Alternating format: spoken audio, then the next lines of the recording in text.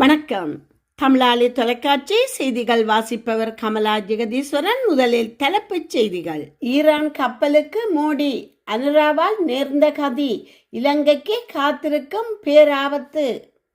ராஜீவ் காந்தி கொலை வழக்கில் 31 ஆண்டுகள் சிறைவாசம், உயர் நீதிமன்ற வழக்கறிஞர் ஆனார் பேரறிவாளன். அமைச்சர் காலம் தாழ்த்தியே பதவி விலகியுள்ளார் நாமல் ராஜபக்ஷ. தமிழகத்தின் 85% வாக்களிப்பு, ஆபத்து யாருக்கு, வெற்றி யாரிடம்? ஈரானுக்கு அமெரிக்கா விடுத்துள்ள மற்றொரு கடும் எச்சரிக்கை. அரசாங்க அதிகாரிகளுக்கு முக்கிய அறிவுறுத்தல், வெளியான புதிய வழிகாட்டுதல்கள். கனடாவில் இருந்து இலங்கைக்கு நாடு கடத்தப்படவுள்ள தமிழர். ஜப்பானை இன்று உலுக்கிய சக்தி வாய்ந்த நிலநடுக்கம். தமிழக தேர்தலை தீர்மானிக்கும் 2 முக்கிய புள்ளிகளில் கடும் இழுபறி, அதிரடி திருப்பங்களுடன் வெளியாக உள்ள முடிவு. கனடா ஒன்டாரியோவில் பொது பாதுகாப்பை வலுப்படுத்த அரசாங்கம் எடுத்துள்ள நடவடிக்கை. இனி தொடர்கிறது விரிவான செய்திகள். இலங்கையில் தாக்குதலுக்குள்ளான ஈரானிய கப்பலில் இருந்தவர்கள் பாதுகாப்பாக ஈரானுக்கு அனுப்பி வைக்கப்பட்டுள்ளார்கள். ஆரம்பத்தில் குறித்த கப்பலை இந்தியா விடுவித்திருந்தது. ஆனால் இலங்கை விடுவிக்கவில்லை எனினும் தற்போது கப்பலில் உள்ளவர்களை இலங்கையும் பாதுகாப்பாக அனுப்பியுள்ளமையானது பிரச்சனையாக மாறியுள்ளதாக பிரித்தானிய அரசியல் ஆய்வாளர் அரூஸ் தெரிவித்துள்ளார். லங்கா சிறியின் ஊடறுப்பு நிகழ்ச்சியில் கலந்து கொண்டு கருத்து தெரிவிக்கும் போதே இவ்வாறு குறிப்பிட்டார். தொடர்ந்தும் குறிப்பிட்டவர், அங்கு சென்ற ஈரானியர்கள் பல உண்மைகளை வெளியிட்டுள்ளனர். தங்களிடம் டோபிட்டோ இல்லை, இந்தியாவின் அழைப்பின் பெயரில்தான் வந்தோம். இதற்கிணங்க டோபிட்டோ, அதாவது நீர்மூழ்கி கப்பலை அழிக்கக்கூடிய ஏவுகணைகள் எடுத்து வர தடை விதிக்கப்பட்டிருந்தது. இதனை அமெரிக்கா புலனாய்வு தகவல்களின் ஊடாகவும் இந்திய தரப்பும் உறுதிப்படுத்தியதாக தெரிவித்துள்ளனர். அதனைத் தொடர்ந்து இந்தியா கடற்படை தளபதி கேட்டதற்கிணங்க தாங்கள் இலங்கைக்கு வந்ததாகவும் குறிப்பிட்டுள்ளனர். ராஜீவ் காந்தி கொலை வழக்கில் 30 ஆண்டுகளுக்கு மேலாக சிறைவாசம் அனுபவித்து பின்னர் உச்ச நீதிமன்றத்தால் விடுவிக்கப்பட்ட ஏஜி பேரறிவாளன் இன்று ஏப்ரல் 27 சென்னை உயர்நீதிமன்ற வழக்கறிஞர்கள் சங்கத்தில் முறைப்படி வழக்கறிஞராக பதிவு செய்துள்ளார். 1991 ஆண்டு கைது செய்யப்பட்ட அவர் 31 ஆண்டுகளுக்கு மேலாக சிறையில் இருந்து மே 18, 2022 அன்று உச்ச நீதிமன்றத்தின் உத்தரவின்படி விடுதலையானார். சிறைவாசத்தின் போது சட்ட படிப்பை முடித்த பேரறிவாளன் விடுதலையான பின்னர் தனது சட்டத்துறை பயணத்தை தொடர்ந்து தற்போது வழக்கறிஞராக தன்னை நிலைநிறுத்தியுள்ளார். கடந்த 3 தசாப்தங்களாக சட்ட போராட்டத்துக்காக அடிக்கடி சென்ற அதே சென்னை உயர்நீதிமன்றத்தில் இப்போது வழக்கறிஞராக அவர் களமிறங்கியிருப்பது குறிப்பிடத்தக்கது. மின்வலு மற்றும் எரிசக்தி அமைச்சர் குமார ஜெயக்கொடி காலம் தாழ்த்தியே பதவி விலகியுள்ளதாக ஸ்ரீலங்கா பொதுஜன முன்னணியின் தேசிய அமைப்பாளர் நாமல் ராஜபக்ஷ தெரிவித்துள்ளார். தனது எக்ஸ் தளத்தில் 11 இட்டதன் மூலம் அவர் இந்த விடயத்தை சுட்டிக்காட்டியுள்ளார். அமைச்சரின் பதவி விலகலை ஏற்றுக்கொள்வதாக அவர் தெரிவித்துள்ளார். அமைச்சருக்கு எதிராக நாடாளுமன்றத்தில் முன்வைக்கப்பட்ட நம்பிக்கையில்லா பிரேரணைக்காக ஒரு நாள் முழுமையாக ஒதுக்கப்பட்டதாகவும் தேசிய மக்கள் சக்தியின் அனைத்து உறுப்பினர்களும் இந்த பிரேரணைக்கு எதிராக வாக்களித்தனர் எனவும் அவர் தெரிவித்துள்ளார். இதன் மூலம் குறித்த அமைச்சருக்கு எதிரான ஊழல் மோசடி குற்றச்சாட்டுக்களை ஆளும் கட்சியினர் உதாசீனம் செய்து அவருக்கு ஒத்துழைப்பு வழங்கியுள்ளமை வெளிப்படுத்துகின்றது என அவர் தெரிவித்துள்ளார். நிலக்கரி ஊழல் மோசடியினால் தேசத்துக்கு பல மில்லியன் ரூபாய் இழப்பு ஏற்பட்டுள்ளது என அவர் தெரிவித்துள்ளார். மேலும் அமைச்சரின் பதவி விலகல் ஊடாக ஏற்பட்ட நஷ்டத்துக்கு எவ்வாறான நியாயம் கிட்டும் என்பது தெளிவற்ற நிலையில் காணப்படுவதாக அவர் கூறியுள்ளார். இறுதியாக இந்த பாரிய ஊழல் மோசடியினால் ஏற்பட்ட இழப்பினை நுகர்வோடு ஈடு செய்ய வேண்டிய நிலை காணப்படுகிறது என கூறினார். பதவி விலகின் ஊடாக உண்மையிலேயே இழப்பீட்டை செலுத்த முடியுமா என்பது கேள்விக்குறியே என தெரிவித்துள்ளார். அமைச்சருக்கு எதிராக கடந்த காலங்களில் ஊழல் மோசடி குற்றச்சாட்டுகள் சுமத்தப்பட்டிருந்தாலும் அவருக்கு மிகவும் பலம் பொருந்திய ஓர் அமைப்பு பதவி வழங்கப்பட்டதன் பொறுப்பினை ஜனாதிபதி அனுர குமார திசநாயக்க வேண்டுமென தெரிவித்துள்ளார். அவருடைய வரலாற்றை நன்றாக அறிந்திருந்த ஜனாதிபதி அவரை மின்வலு மற்றும் எரிசக்தி அமைச்சராக நியமித்ததுடன் அவருக்கு எதிராக விசாரணை நடத்தப்பட்ட காலத்திலும் அவரை பாதுகாக்க முயன்றார் என குற்றம் சுமத்தியுள்ளார். இந்த பாரிய நஷ்டத்துக்கு ஜனாதிபதியும் நேரடியாக பொறுப்பு கூற வேண்டும் என நாமல் ராஜபக்ச தெரிவித்துள்ளார். தமிழகத்தின் 17வது சட்டமன்ற தேர்தல் ஏப்ரல் 23, 2026 அன்று ஒரே கட்டமாக நடைபெற்று முடிந்துள்ளது. இதில் மாநில வரலாற்றிலேயே இல்லாத வகையில் சுமார் 85% வாக்குகள் பதிவாகி புதிய சாதனை படைக்கப்பட்டுள்ளது.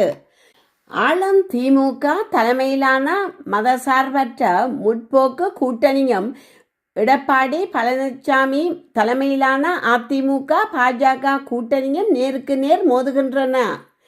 திரைத்துறை நட்சத்திரமான விஜய் தனது தமிழக வெற்றி கழகம் கட்சி மூலம் முதன்முறையாக தேர்தல் களமிறங்கியிருப்பது இளைஞர்கள் மத்தியில் பெரும் எதிர்பார்ப்பை ஏற்படுத்தியுள்ளது. முதலமைச்சர் மு.க. ஸ்டாலினின் கொளத்தூரிலும் எடப்பாடி பழனிசாமி எடப்பாடியிலும் விஜய் பெரும்பூர் மற்றும் திருச்சி கிழக்கு ஆகிய 2 தொகுதிகளிலும் போட்டியிட்டுள்ளனர். சீமான் தலைமையிலான நாம் கட்சியும் தனித்து போட்டியிட்டு கடும் சவாலை அளித்துள்ள நிலையில் தமிழகத்தின் அடுத்த முதலமைச்சர் யார் என்பதை தீர்மானிக்கும் தேர்தல் முடிவுகள் மே மாதம் 4, 2026 அன்று வெளியாக உள்ளன. ஈரான் அரசாங்கத்துக்கு அமெரிக்கா மீண்டும் கடுமையான எச்சரிக்கையை விடுத்துள்ளது. ஹோர்மோஸ் நீரிணை ஸ்ட்ரெய்ட் ஆஃப் ஹோர்மோஸ் விவகாரத்தில் ஈரான் மேற்கொள்ளும் கெடுபிடிகளை ஒருபோதும் அனுமதிக்க முடியாது என அமெரிக்க இராஜாங்க செயலாளர் மார்க்கோ ரூபியோ தெரிவித்துள்ளார். சர்வதேச ஊடகம் ஒன்றுக்கு நேர்காணல் வழங்கியுள்ள ரூபியோ ஹோர்மோஸ் நீரிணை திறந்தே இருப்பதாக ஈரான் கூறுவதை நிராகரிப்பதாக சுட்டிக்காட்டியுள்ளார். ஈரானிடம் அனுமதி பெற்று அவர்களுக்கு பணம் செலுத்தினால் மட்டுமே கப்பல்கள் செல்ல முடியும் என்பதும் இல்லையெனில் தாக்குதல் நடத்துவோம் என்பதும் நீரிணையை திறந்து வைப்பதாக அர்த்தமாகாது என தெரிவித்துள்ளார். சர்வதேச நீர் வழிகளில் யார் செல்ல வேண்டும் என்பதை ஈரானே தீர்மானிப்பதையும் அதற்காக அவர்கள் கட்டணம் வசூலிப்பதையும் அமெரிக்கா ஒருபோதும் சகித்து கொள்ளாது. பிப்ரவரி இறுதியில் அமெரிக்கா மற்றும் இஸ்ரேல் ஈரானை தாக்கியதில் இருந்து இந்த குறுகிய நீர்வழி பாதையில் கப்பல் போக்குவரத்து முடங்கியுள்ளது. இதனால் உலகளவில் எரிபொருள் விலை உச்சத்தை எட்டியுள்ளது. ஈரான் தற்போதுள்ள இக்கட்டான பொருளாதார சூழலில் இருந்து வெளியேற அமெரிக்காவுடன் ஒப்பந்தம் செய்து கொள்வதில் தீவிரமாக இருப்பதை ரூபியோ ஒப்புக்கொண்டார். எந்த ஒரு ஒப்பந்தமும் ஈரான் அணு ஆயுதம் தயாரிப்பதை திட்டவட்டமாக தடுக்கும் வகையில் இருக்க வேண்டும் என தெரிவித்துள்ளார். ஈரானில் பணவீக்கம் அதிகரித்துள்ளதுடன் ஊதியம் வழங்குவதிலும் சிக்கல் நிலவுகின்றது. போர் தொடங்குவதற்கு முன்பு இருந்த பிரச்சனைகள் தற்போது மேலும் மோசமடைந்துள்ளன. பாகிஸ்தானின் முயற்சியால் ஏப்ரல் 8 முதல் 2 வார கால பகுதி போர் நிறுத்தம் அறிவிக்கப்பட்டு பின்னர் அது நீடிக்கப்பட்டது. இதனைத் தொடர்ந்து ஏப்ரல் 11 அன்று இஸ்லாமாபாத்தில் இரு நாடுகளுக்கும் இடையே பேச்சுவார்த்தைகள் நடைபெற்றன. எனினும் பிப்ரவரி 28 முதல் நீடித்து வரும் இந்த போரை முடிவுக்கு கொண்டு வருவதற்கான இறுதியான உடன்படிக்கை இன்னும் எட்டப்படவில்லை என்பது குறிப்பிடத்தக்கது. டிஜிட்டல் பொருளாதார அமைச்சு தகவல் தொழில்நுட்ப கருவிகள் பயன்பாடு குறித்து அரசாங்க அதிகாரிகள் மற்றும் ஊழியர்களுக்கு புதிய வழிகாட்டுதலை வெளியிட்டுள்ளது. இந்த வழிகாட்டுதல்களில் வீட்டிலிருந்தோ அல்லது பணியிடத்திலிருந்தோ முக்கிய நிர்வாக பணிகளை மேற்கொள்வதற்கான அங்கீகரிக்கப்பட்ட முறைகள் அடங்கும் என அறிவிக்கப்பட்டுள்ளது. மேலும் பணிகளில் போதுமான முக்கியமான அரசாங்க தரவுகளை ஊழியர்கள் செய்தி பரிமாற்ற செயலிகள் மூலம் அனுப்பக்கூடாது என்று அறிவுறுத்தப்பட்டுள்ளது. தங்களது கடமைகள் தொடர்பான தகவல்களின் பாதுகாப்பை கடுமையாக பாதுகாக்க துறை தலைவர்கள் நடவடிக்கைகளை எடுக்க கடமைப்பட்டுள்ளார் என்று வழிகாட்டுதலில் குறிப்பிடப்பட்டது. பெரிய அளவிலான மற்றும் மிகவும் முக்கியமான விடயங்களுக்கான அரசாங்க கூட்டங்களுக்கு http://meet.gov.lk என்ற டிஜிட்டல் தளம் பரிந்துரைக்கப்பட்டுள்ளதாகவும் இந்த கூட்டங்களை பாதுகாக்க நடந்த இந்த டிஜிட்டல் தளத்தை பயன்படுத்தலாம் என்று வழிகாட்டுதல்கள் கூறுகின்றன. அரசாங்கம் அதிகாரிகள் மற்றும் ஊழியர்கள் இந்த டிஜிட்டல் தளத்தை அணுகுவதற்காக தங்கள் நிறுவனம் அல்லது பிரிவுக்கான உள்நுழைவுகளை பெற கவர்மெண்ட் டெக் ஸ்ரீலங்கா தகவல் மையத்தை 0112497900 என்ற எண்ணில் தொடர்பு கொள்ளலாம் என அறிவுறுத்தப்பட்டுள்ளது.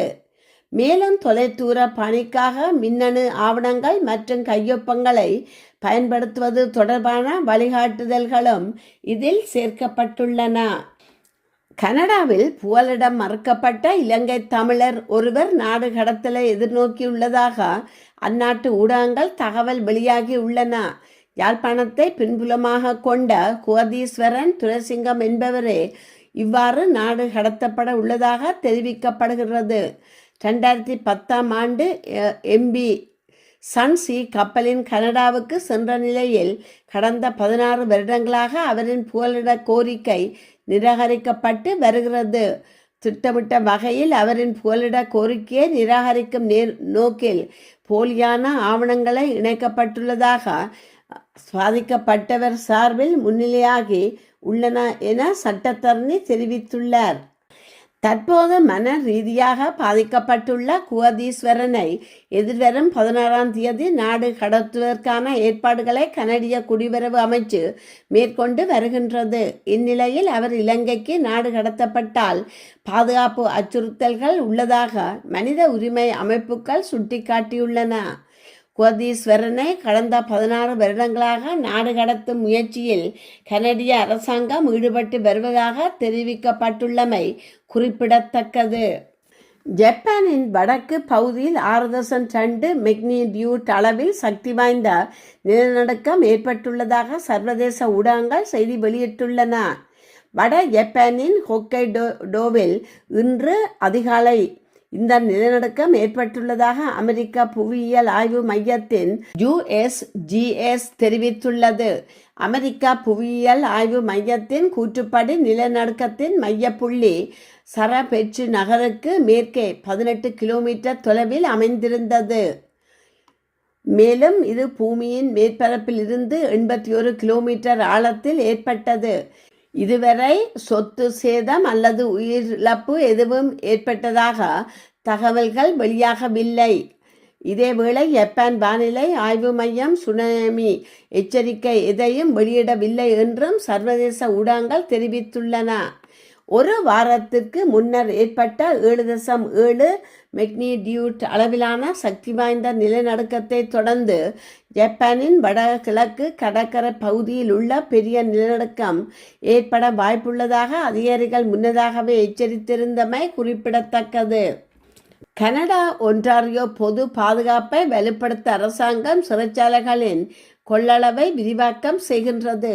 ஆபத்தான குற்றவாளிகளை சிறைக்குள் வைத்திருக்கும் திட்டத்தில் ஒரு பகுதியாக சிறைச்சாலைகளை நிர்மாணிக்கவும் விரிவாக்கவும் ஒன்டாரியோ அரசாங்கம் $3 மில்லியன் அதிகமான முதலீட்டை மேற்கொண்டு வருகின்றது.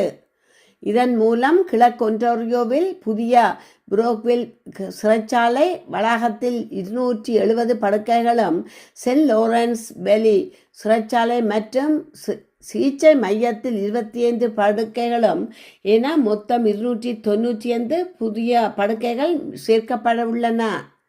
ஆபத்தான மற்றும் மீண்டும் மீண்டும் குற்றச் செயல்களில் ஈடுபடுபவர்களை எமது தெருக்களில் நடமாடுவதை தடுத்து அவர்களை சிறையிலேயே இருப்பதை உறுதி செய்வதற்காக இந்த அரசாங்கம் தீர்மானமான நடவடிக்கைகளை எடுத்து வருகிறது. இதற்காக சிறைச்சாலைகளின் கொள்ளளவை அதிகரிப்பதுடன் பிணை நடைமுறைகளையும் வலுப்படுத்தி வருகிறோம் என அமைச்சர் விஜய் கனியாசலம் தெரிவித்தார். கடுமையான பிணை நிபந்தனைகள் மற்றும் அதிகரிக்கப்பட்ட சிறை இடவசதி உள்ளிட்ட பாதுகாப்பு நடவடிக்கைகள் ஸ்காபுரு மற்றும் ஒன்டாரியோ முழுவதிலும் உள்ள குடியிருப்பாளர்களுக்கு பாதுகாப்பான சூழலையும் பயனுள்ள நீதித்துறை முடிவுகளையும் வழங்கும்.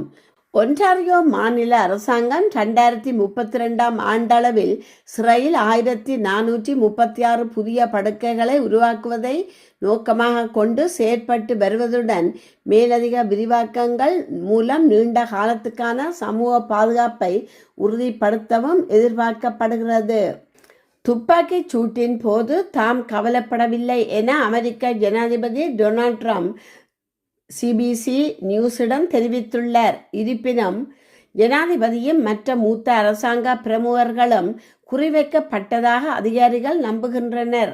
நான் கவலைப்படவில்லை, எனக்கு வாழ்க்கை புரிகிறது, நாம் ஒரு குழப்பமான உலகில் வாழ்கிறோம் என்று ட்ரம்ப் குறிப்பிட்டுள்ளார். நிகழ்ச்சியின் போது நிலைமையை திடீரென மாறத் தொடங்கியதை தாமும் முதல் மகளிர் மெலானியா ட்ரம்ப் உணர்ந்ததாக ட்ரம்ப் கூறினார். சூழல் மெதுவாக பதற்றமாக மாறியதாகவும் அவர் விளக்கினார். சந்தேக நபர் ஹோட்டல் வழித்தடத்தில் வேகமாக நடந்ததாலும் சட்ட அமலாக்க அதிகாரிகள் அதே வேகத்தில் செயல்பட்டதாகவும் அவர் குறிப்பிட்டுள்ளார். துப்பாக்கிச் சத்தம் எழுந்தபோது மெலானியா ட்ரம்ப் மிகவும் தைரியமாக நிலைமையை சமாளித்ததாகவும் அவர் பாராட்டியுள்ளார். அதேவேளை என்ன நடக்கிறது என்பதை பார்க்க விரும்பினேன் என்பதால் யுனைடெட் ஸ்டேட்ஸ் சீக்ரெட் சர்வீஸ் அதிகாரிகளின் பதில் நடவடிக்கை தாமதமாயிருக்கலாம் என்றும் ட்ரம்ப் ஒப்புக்கொண்டார். வாஷிங்டனில் உள்ள வாஷிங்டன் ஹில்டன் ஹோட்டலில் துப்பாக்கிச் சத்தம் கேட்டபோதும் யாருக்கும் காயம் ஏற்படாது என்ற நம்பிக்கை இருந்ததால் தான் கவலைப்படவில்லை என்று அவர் தெரிவித்தார். மேலும் அமெரிக்காவில் அரசியல் வன்முறை தற்போது முந்தைய காலத்தை விட அதிகமாக இல்லை என்றாலும் டெமோக்ராட்டிக் கட்சியின் பேச்சு சூழல் ஆபத்துக்குள்ளானதாக இருக்கிறது எனவும் அவர் சுட்டிக்காட்டினார். இடை நிறுத்தப்பட்ட இந்த நிகழ்ச்சியை 30 நாட்களுக்குள் மீண்டும் நடத்த வேண்டும் என்றும் அவர் அதிக பாதுகாப்பு ஏற்பாடுகள் செய்யப்பட வேண்டும் என்றும் ட்ரம்ப் வலியுறுத்தியுள்ளார். இந்த சம்பவம் ஊடகங்களுக்குடனான தன் உறவை மாற்றுமா என்ற கேள்விக்கு ஊடகங்கள் டெமோக்ராட்டிக் கட்சியுடன் நெருக்கமாக செயல்படுகின்றன என்று அவர் விமர்சித்தார். மேலும் நோவா டொன்னெல் சந்தேக நபரின் எழுத்துக்களை வாசித்த போது ட்ரம்ப் கடுமையாக எதிர்வினையாற்றி 60 மினிட்ஸ் நிருபரை அவமானம் என விமர்சித்ததும் குறிப்பிடத்தக்கது. இந்த சம்பவம் அமெரிக்க அரசியல் சூழல், பாதுகாப்பு அமைப்புகள் மற்றும் ஊடகங்களின் பங்கு குறித்து புதிய விவாதங்களை உருவாக்கியுள்ளது.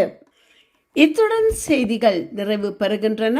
மீண்டும் மற்றொரு செய்தியூடாக உங்களை சந்திக்கும் வரை வணக்கம் கூறி விடைபெறுபவர் கமலா ஜெகதீஸ்வரன். நன்றி.